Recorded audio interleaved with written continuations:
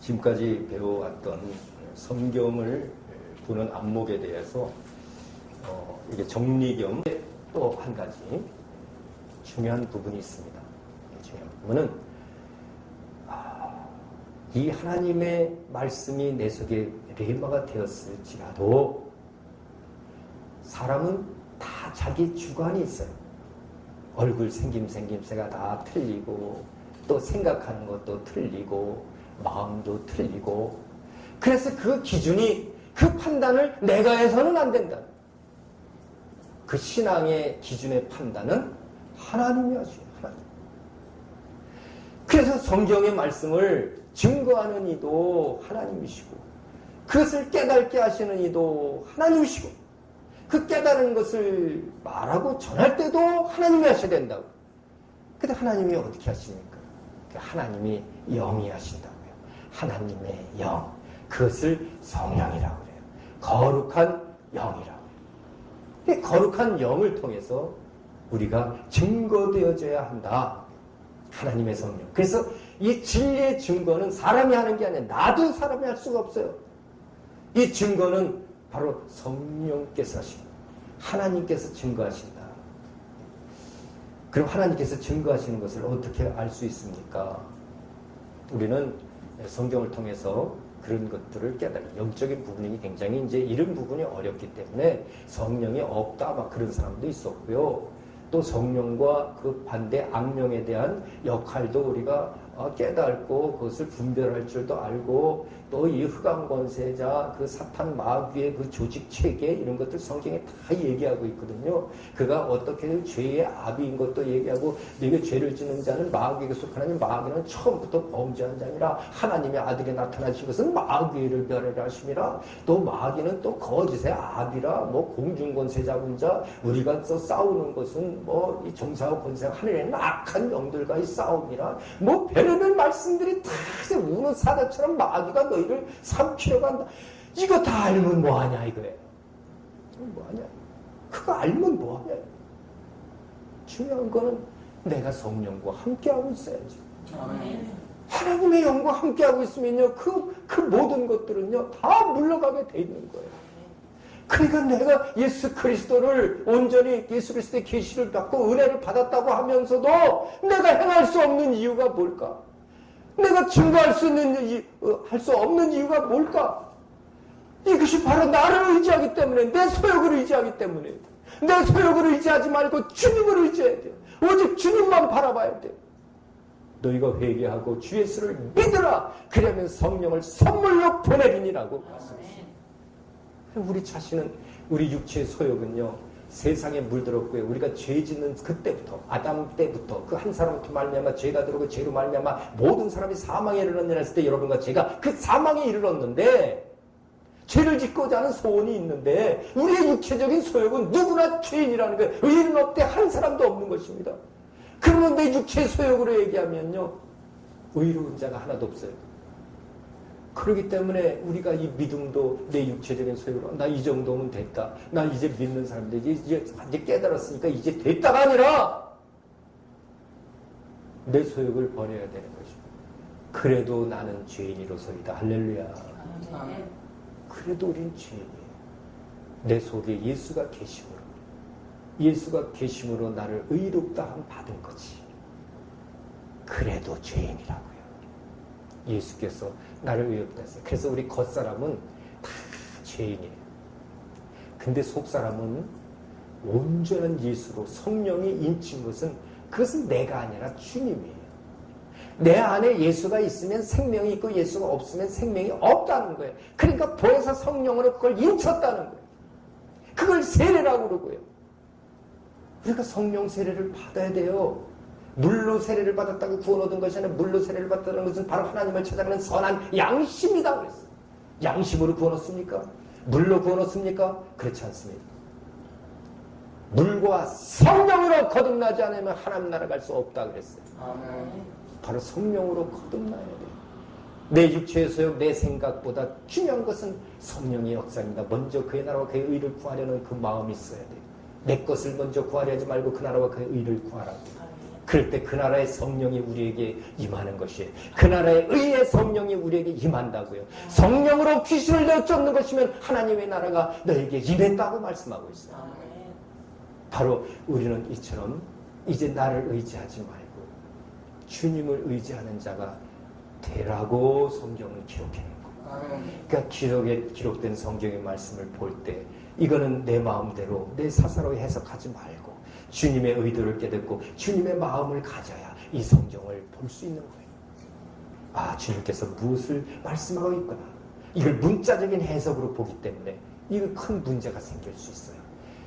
오해할 수도 있어요. 인간의 생각이 얼마나 강팍하고 죄스러운지 오해하는 사람들이 많아요. 심지어는 겉사람 할 땐 저도 오해할 경우가 많아요. 그런데 나중에 보니까 아니더란 말이에요. 사람과 사람 사이도 오해할 수가 있어요. 좀 될 수 있는 대로 전화통화 잘 안 합니다. 겉을 보고 눈을 보고 이렇게 표정을 보고 상황이 잘못됐을 때 이렇게 전해주고 전화통화 하다 보면요. 거기 10중에 하나는 오해할 여지들이 있어요. 왜? 말을 잘못할 수도 있고 나는 이런 마음인데 저렇게 표현할 수도 있고 그 표정을 못 보니까 오해할 수도 있거든요. 그럼 그 오해한 것 가지고 또 그것을 또 오해해요. 오해가 오해되면 이해가 될 수도 있겠지만 중요한 것은 우리 인간은 그렇게 의심하고 오해할 수 있는 여지가 있다고 해요. 사실 회개라는 것은 하나님을 오해했던 것을 이해하는 것이 회개예요. 내가 하나님을 오해해서 세상이 이것이 옳다고 생각했던 것을 다 치워버리고 이제 하나님이 옳은 것을 깨달아서 내 마음을 하나님께 돌리는 거예요. 그것이 회개예요. 즉 회심이라는 것이 더 옳은 얘기죠.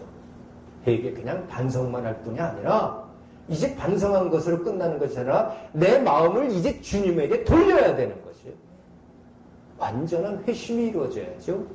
이것은 성령이 아니고서는 안 된다고요. 내 마음으로는 회심할 자가 없어요. 성령께서 나는 내 마음을 버리고 나는 죄인이라고 고백하고 주님께서 원하는 성경 말씀대로 되사이다 라는 그 마음을 가졌을 때 우리는 주님 앞으로 회개할 수 있는 거예요. 이것이 바로 성령으로 우리에게 회개하기, 그래서 회개의 영이라고도 말씀하는 거죠. 하나님의 성령은 우리 속에서 이렇게 내 육체의 소욕과 싸우면서 하나님의 뜻을 이루어 나가고 있다고. 성경 그것을 얘기하고 있어요. 그렇기 때문에 우리 육체의 소욕과 성령의 소욕은 원수가 되나니 바로 육에 속한 자는 육체대로 그냥 소욕대로 살아가지만 영에 속한 자는 성령을 따라서 견인받아 사는 것입니다. 그래서 인내로서 퍼시비언스라고 하는 참 인내를 가지고 그 하나님을 바라보고 붙들고 있을 때 진짜 자동차를 견인해 가듯이 우리가 견인받는 거예요. 인내로 끌림받는다. 바로 그럴 때 이제 성령이 우리에게 역사하고 계신 것을 알고 예수 그리스도를 광야로 성령이 몰아냈다고도 표현하고 또 그를 이끌었다고도 표현하듯이 여러분과 제 삶의 성령의 이끌림 속에 나가야 되고 성경을 보더라도 성령의 이끌림 속에서 이해가 되고 깨달아져야 하는 것이지. 아멘.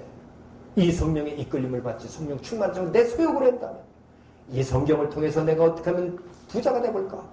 이 성경 말씀을 통해서 어떻게 하면 저들을 위로해볼까? 그거 물론 위로하는 건 좋지만 하나님의 의도를 깨달으면 그 하나님의 의도가 위로하는 것이지 자기가 그것을 이용해서 그를 위로합니까? 그렇게 위로하니까 어떤 실수가 나오는지 압니까?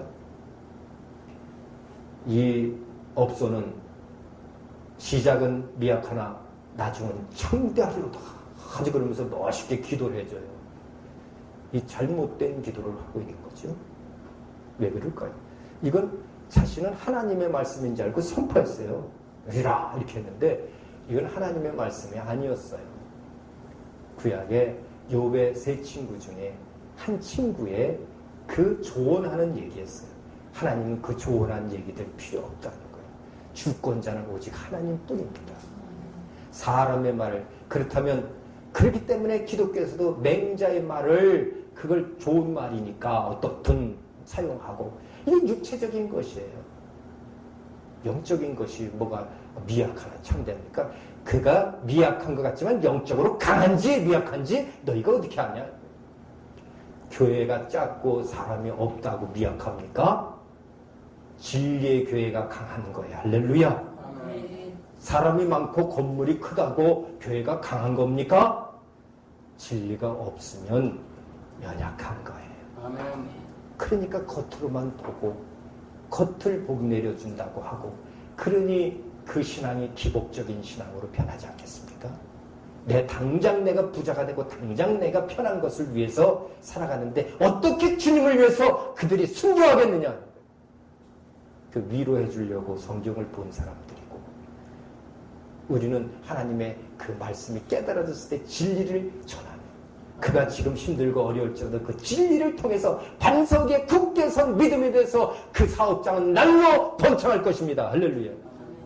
그것이 온전한 것이에요. 그렇기 때문에 성경 말씀도 진리로 볼 줄 알아야죠.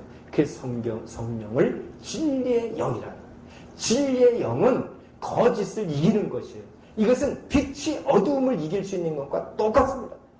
어두우면 어두울수록, 깜깜하면 깜깜, 흑암이면 흑암일수록 빛은 더 환하게 비치는 거예요. 진리는 마찬가지입니다.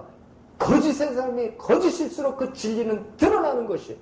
이 시대가 거짓이 됐다면 그 진리는 반드시 드러나는 것이에요. 하나님의 제자들은 그렇게 진리를 선포하며 다니는 것입니다. 성령이 충만하지 않으면 안 된다. 자, 그러면 이 성령이 어떻게 역사하는가를 우리는 또 알아야 돼요. 성경을 통해서. 성경에서 성령이 얘기할 때 성령의 인침과 성령의 충만을 얘기하고 있어요. 이 관계를 잘 알아야 됩니다. 근데 성령 충만이라니까 성령을 소멸하지 말라, 성령을 걱정시키지 말라, 또 성령을 회방하지 말라, 이 여러 가지 근심시키지 말라, 이런 얘기가 나오거든요. 물론 인격적이니까 그렇게 표현할 거예요. 성령을 소멸시키지 말라? 아니, 그러면 하나님이 우리 인쳤다가도 하나님이 그냥 우리 욕심대로 살면 그냥 가시나 보다. 성경을 잘못 보는 거지. 한 번 인친 것은 영원한 것이에요. 그 인친다는 것은 우리 겉에 내 인격에 인치는 것이 아니라 우리 인간의 영혼 속에 이 잠재의식을 초월한 무의식 속에, 그 무의식 속에 인치는 거예요. 우리의 영혼 속에 인친다고 해요. 나는 그 인친 것을, 여러분, 무의식을, 이런 의미가 뭐예요? 의식하지 못한다는 거예요. 그러나 무의식의 세계가 있습니까? 없습니까? 있거든요. 아주 무한합니다. 우주보다도 넓은 그 무의식의 세계. 바로 우리 영이 그렇게 무한한 것이에요. 그것에 하나님께서 인친다.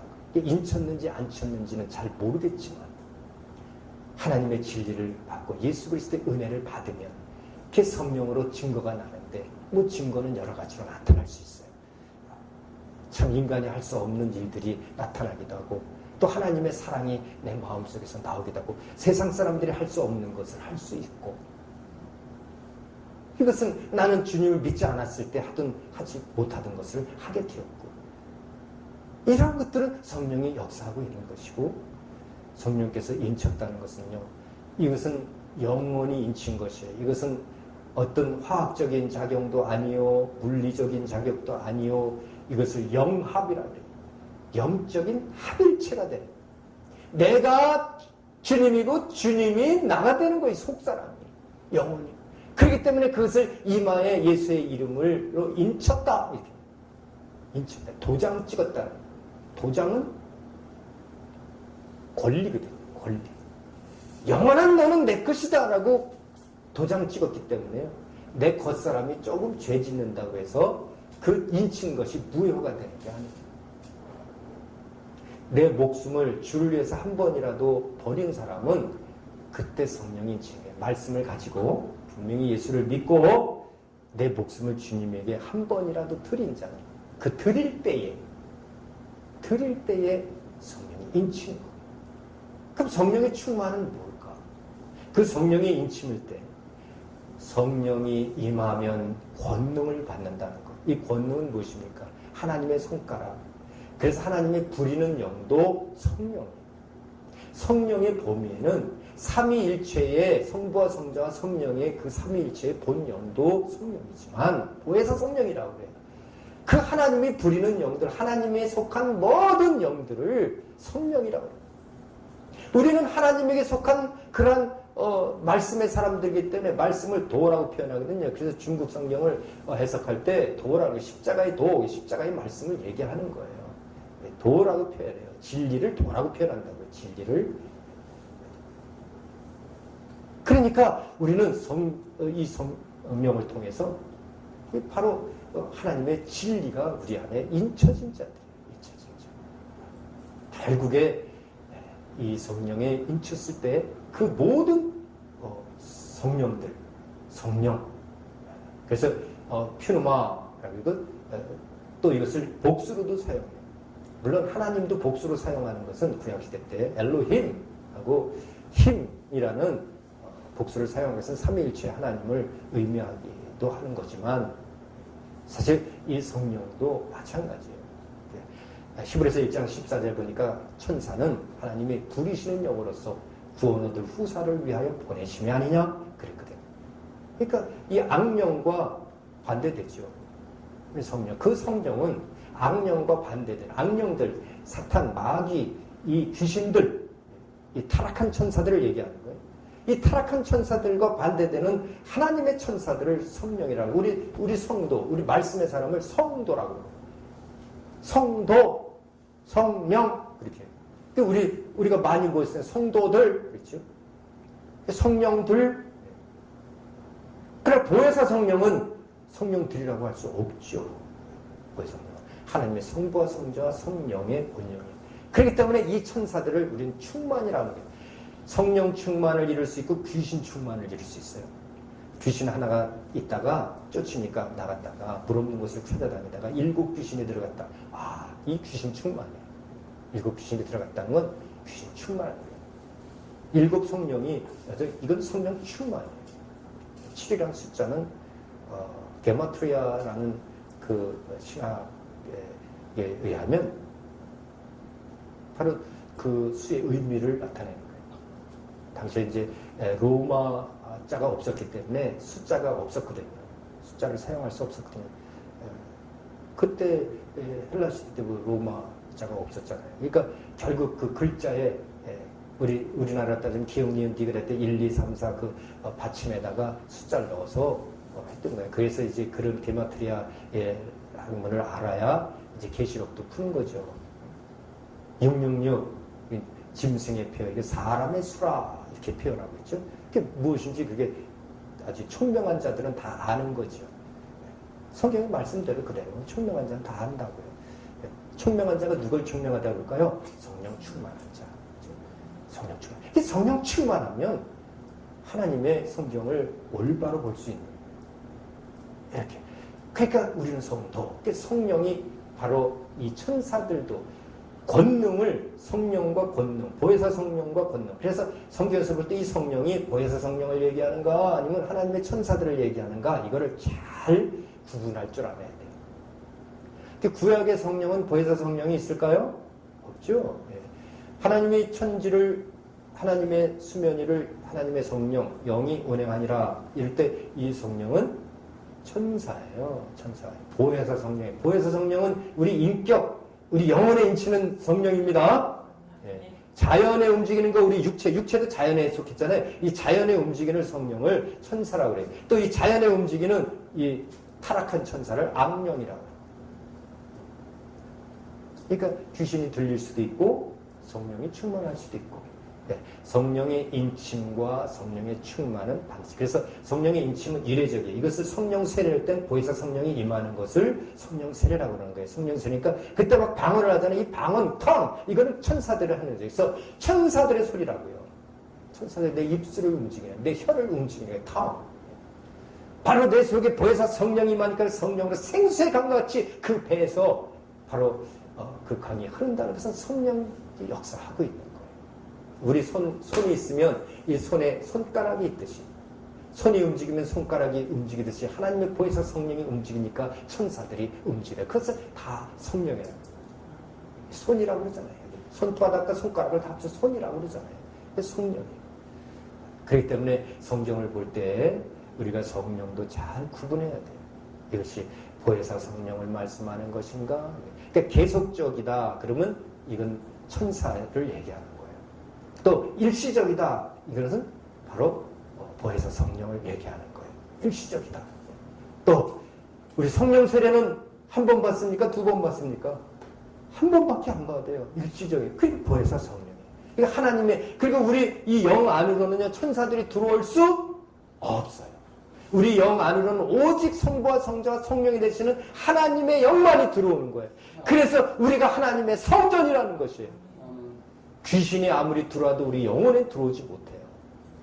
내 영혼이 방해는 받을 수 있어도 우리 육체가 내 마음 뜻대로 말 안 들어주니까, 마음이 원이로 내 육신이 약하니까 좀 힘들긴 하겠지만, 그래서 성령을 근심시키지 말다. 그러니까 하나님 보혜사 성령을 근심시키지 말라는 거죠. 귀신 들려 있으면 보혜사 성령이 근심하잖아요. 성령을 소멸시키지 말라. 그 성령은 이 보혜사 성령이 아니라 소멸되는 하나님이 아니시라고요. 하나님이 소멸되나요? 아니잖아요. 이것은 천사란 말이에요. 그러니까 이런 것들을 성경을 해석할 때 이 성경 해석에 대한 문제들도 많이 있는 거예요. 그래서 어떻게 표현됐는가도, 그래서 이제 원어적인 것이 그게 필요한 거지 그 자체가 중요한 건 아니다. 이것을 깨달으면 뭐 원어를 아무리 풀어도 깨달지 못할, 주님의 마음은 원어로 못 풀어요. 주님의 마음은 단지 가깝게 해석을 할 뿐. 배경도 주님의 마음을 못 풀어요. 주님의 성령이 온전히 내 속에 임해야죠. 그래서 성령을 뭐예요? 통달의 영이라고도 그래요. 마음속 깊은 것이라도 통달했느니라 그랬어요. 그게 성령이에요. 진리의 영이 오면 너희를 예수께서 하신 모든 말씀을 생각나게 한다는 거예요. 지금 이 시대도 그 보혜사 성령이 우리에게 임하면 하나님의 예수께서 하신 이 성경에 나온 모든 말씀을 생각나게 한다는 거예요. 올바르게 생각나게 하겠죠, 물론. 그리고 너희를 진리 가운데로 인도하시리라 그랬어요. 그 보혜사 성령이 임치기까지 우리가 얼마나 힘들었어요. 여러분, 종으로서 진짜 어렵고 힘들고 육체적으로는 외로운 길을 걸어왔잖아요. 영적으로는 주님과 기쁨으로 왔을지라도 육체는 힘들게 오셨잖아요. 그 보람이 있다고요. 그 속에 보혜사 성령님의 역사하고 계신 거예요. 이 시대에 겉으로 잘되고 겉으로 유명해지고 겉으로 부유해지고 겉으로 명예가 있는 자, 속으로 썩었을 수가 있어요. 그래서 예수님께서는 그걸 말씀하신 거예요. 부자가 천국 가게 들어가기 어렵다는 것은 육체적으로 부유한 자가 천국 들어가기 어렵다. 왜? 육체적으로 부유하면 영적으로 부유할 수 없기 때문에. 육체적으로 부유한데 거기다 시간 쓰고 거기에 신경을 썼지 너희가 영혼을 위해서 신경 썼냐? 진리를 생각해 예수를 위해서란, 예수를 위해서 내가 죽으려고 했냐? 죽고자 하는 자는 살 것이요 살고자 하는 자는 죽은 것이되, 내가 육체가 죽고자 하는 것은 영이 살 것이요 육체가 살고자 하면 영이 죽을 것이라는 것인데, 성경의 말씀을 올바로 받았다면 우리가 참 기쁘나 즐거우나 또 내가 족하나 부요하나 항상 자족하는 법을 알아야 되겠죠? 바로 이제는 우리 예수 성령을 통해서 온전히 깨달아지면 모든 삶이 우린 자족한 것이에요. 장미꽃도 아름답지만 장미꽃 가시도 아름다워야죠. 네. 바로 그러한 삶. 이러한 많은 고난과 어려움을 제가 자주 쓰는 단어, 서핑하는 삶. 그렇죠? 고난을 서핑하는 삶.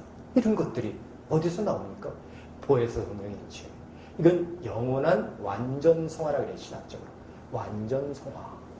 그리고 우리 육체적인 것은 계속 어느 가끔가다 시험당해서 또 성령 천사들은 어딘가 가버리고 귀신이 또 붙어있기도 하고, 물론 이제 대충 이제 믿는 분들은 안에까지 들어오지 못하고 그냥 생각만 머물 뿐인데 포제스트, 악한 영이 접할 뿐이지 인투될 수는 없죠.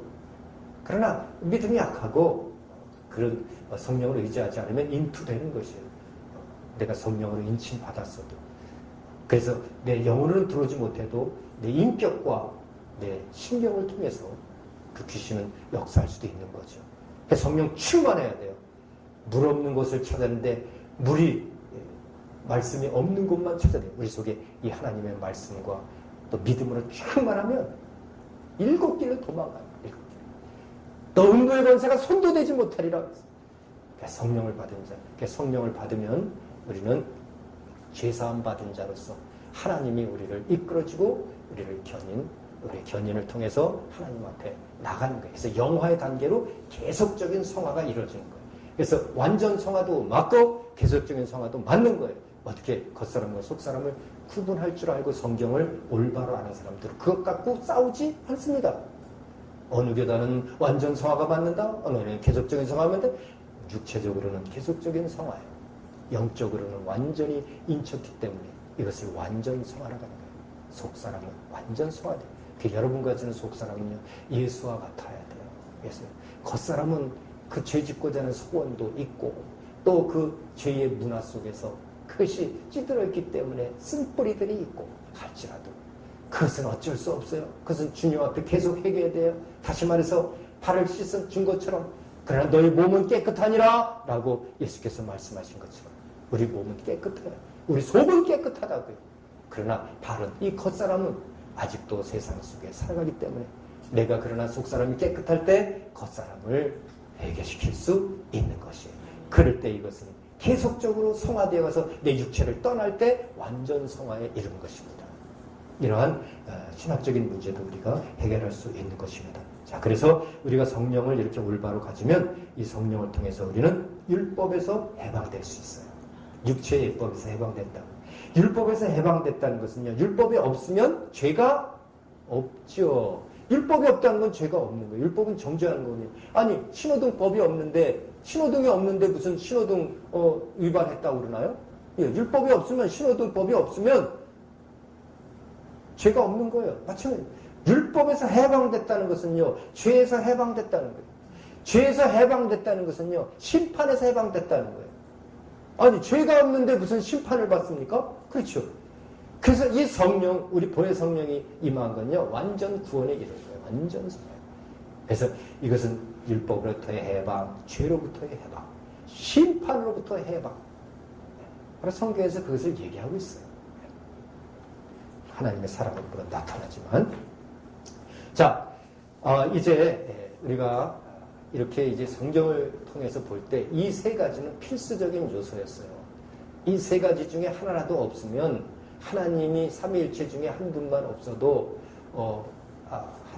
한 위만 없어도 삼위일체 하나님이 아니듯이 지금 말씀드린 이 말씀에 레마되는 그 말씀, 계시되는 예수 그리스도와 그 은혜, 또 보혜사 성령으로 인치시고 성령으로 또 우리를 보호하시고 인도하시는 바로 그러한 내용들이 성경에 기록됐다는 사실을 하나라도 빼버리면 그 성경은 올바로 이해될 수가 없고 사탄의 세력은 우리가 성경을 볼 때 그 하나라도 어떻게 빼먹게 할 수 있을까라고 그는 기도를 하고 있겠죠. 우리는 이 삼위일체 하나님이 그래서 가장 중요한 것이고 이것이 우리 기독교의 아주 제1원칙이 된 것이에요. 거기서부터 진정한 기독교인인가 아닌가, 다시 말해서 진정한 성도인가 아닌가는 삼위일체 하나님을 올바로 알 수 있는가 없는가를 아는 거죠. 그래서 이 성경을 통해서 그 삼위일체 하나님을 우리는 알게 되는 것이에요. 물론 그것을 이제 이름을 통해서도 우리 삼위일체 하나님을 증거할 수 있다고 그랬죠. 네. 그것은 구원과 관련되는 거예요. 예수의 이름으로만 구원한다. 예수의 이름이 뭔가를 알아야 돼. 그것이 삼위일체 하나님의 이름이에요. 삼위일체 하나님을 통해서 우리 구원 얻는 거예요. 여호와의 이름으로 구원 얻었다는 것은요, 그때는 율법의 육체적인 구원을 얻었던 거예요. 여호와의 이름을 통해서 그 말씀을 순종했던 자들은 육체들이 뭐 일어서나 앉으나 나가나 뭐 들어오나 다 복을 받았어요. 지금 신약시대에 그런 육체의 복만을 얘기하는 것이 아니에요. 삼위일체가 우리 영원한 복을 얘기하는 것이에요. 영원한 복을. 그 삼위일체적인 예수의 이름을 우리는 알아야 돼요. 그 이름은 원래 아버지 거였어요. 아버지 것. 예수의 이름은 아버지 것이었다. 성부와 성자와 성부의 것이었다. 그걸 요한복음 17장에 얘기한 것처럼 구원의 그 의미가 여기 있어요. 성경에서. 하나님이 구원하시는데 삼위일체 하나님이 구원하신다. 그 이름으로 구원하시겠다는 그 이름을 가지고 계세요. 아무나 그 이름을 가진 것이 아니에요. 이거는 사탄도 가질 수 없고 어떤 다른 천사도 가질 수 없고 어느 누구도 가질 수 없는 이름이에요. 하나님 아버지만 가질 수 있는 이름인데 그 이름을 아들에게 주셨어요. 그래서 예수께서 그러잖아요. 내가 창세 전에, 세상 창조하기 전에 아버지와 같이 있을 때 그 아버지의 이름으로 아버지께서 나를 영화롭게 하지 않았습니까? 이 이름은 내 이름은 아버지께서 내게 주신 이름인데 그처럼 내가 이들과 내게 주신 아버지의 이름으로 저희를 보존해서 우리와 같이 성부와 성자 성령과 같이 우리 같이 저들도 하나가 되게 하옵소서 할렐루야 라고 기도하잖아요. 그러니까 그 아버지의 이름이었는데 아버지가 가지고 있는 이름이었는데 그것을 아들에게 주셨다는 거예요. 그 이름이 예수예요. 또한 그 예수 그리스도께서 이 땅에서 그 모든 일을 마치시고 이제 하늘에 오르셔서 하늘에 오르기 전에 제자들에게 말씀하셨어요. 내가 하늘에 오르면 아버지에게서 내가 성령, 그것이 보혜사 성령이에요. 천사들을 보낸다는 게 아니라 그 보혜사 성령, 예수의 영이에요. 그러니까 그 보혜사 성령은 그 성부와 성자 성령의 예수의 영이라고요. 내가 성령을 아버지에게 받아서 너에게 보낼 것인데 그 보내는 성령을 우리는 파라클레토스라고 그러고 이건 보혜사, 증거하는 영이다. 이게 변호하는 영이다. 아버지와 아들의 그 본질이 말씀인 것을 변호할 것이다. 그러니까 그 보혜사 성령이 임하면 그 말씀들을 다 생각해 하나님의 바로 생명이 너희에게 들어간다는 거예요. 그것을 가르쳐주기 위해서 예수 그리스도는 부활하셔서 그 제자들에게 나타나서 큰 숨을 내쉬면서 성령을 받으라. 너희가 뉘제든지 사하면 사해질 것이요 뉘제든지 그대로 두면 그대로 있으리라. 그 성령은 천사 성령이 아니라 보혜사 성령이란 말이에요. 예수의 영이라고, 예수의 이름을 가진 영이라고요. 그 영을 얘기할 때 예수께서 말씀해 내 이름으로 보내실 성령 그렇게 얘기하고 있습니다. 내 이름으로 보내실 성령. 다시 말해서 예수의 이름으로 오실 성령, 예수의 영으로 오실 성령, 그가 너에게 임하면 그때 너희가 권능을 받고 예루살렘과 온 유다 사마리아 땅까지로 증인이 될 것이라고. 이것도 누가복음을 통해서 사도행전에서 얘기하고 있는 거죠. 이처럼 이제 이 예수의 이름은 아버지의 것이었는데 그게 아들로 그 이름을 예수라 하라. 마태복음 1장 21절에 얘기하잖아요. 이사야서 7장 14절에서 이제 처녀가 잉태하여 아들을 낳으리니 그 이름을 임마누엘이라 하더니 너희와 항상 함께한다 하더니 그 항상 함께하는 임마누엘이 누군가 했더니 하나님 삼위일체 하나님이더라. 그것이 예수더라. 그 이름을 예수라 하라 하니까 바로 우리를 죄에서 사해줄 자다 하나님이시다. 그러니까 그것을 이미 하나님의 성령에 감동된 그 동방 박사들이 오셔서 셋이 유황과 황금과 물약을 통해서 그를 경배하잖아요. 하나님에게 경배하잖아요. 마귀는 그 하나님을 경착에게 경배하라고 했잖아요. 그러나 예수 그리스도는 모든 권리가 주께서 있기에 하나님만 섬기는 것이 옳다. 하나님과 경배하는 것이 옳다. 너는 마귀구나 라는 것을 예수께서 우리에게 가르쳐준 것이. 사실 그 광야 시험도 예수께서 시험 받은 것이 아니라 우리가 이제 신학적으로 시험 받았다고 성경에 시험 받으러 나갔다고 표현을 하지만 우리 대신 시험 받은 것이지 예수 자신은 시험 받은 분이 아니에요. 하나님은 시험하지도 않고 시험 받지도 않으시느니라. 하나님이 우리에게 가르쳐주기 위해서 오히려 마귀를 시험하는 자라는 것을 알게 하기 위한 것이지 마귀는 시험하라는 자라는 것을 우리 알게 하신 것이지 하나님이 시험 받는 하나님이 아니시다고요. 주님의 마음을 품어야 이런 해석도 하는 거예요. 결국에 이 성령은 이처럼 우리에게 이제 그 보혜사와 성령이라는 관계를 알게 되고 이것은 진리의 영이고 이름을 통해서도 알게 되는 것이고 결국에 우리는 그 이름으로 이제 구원을 받게 된다. 그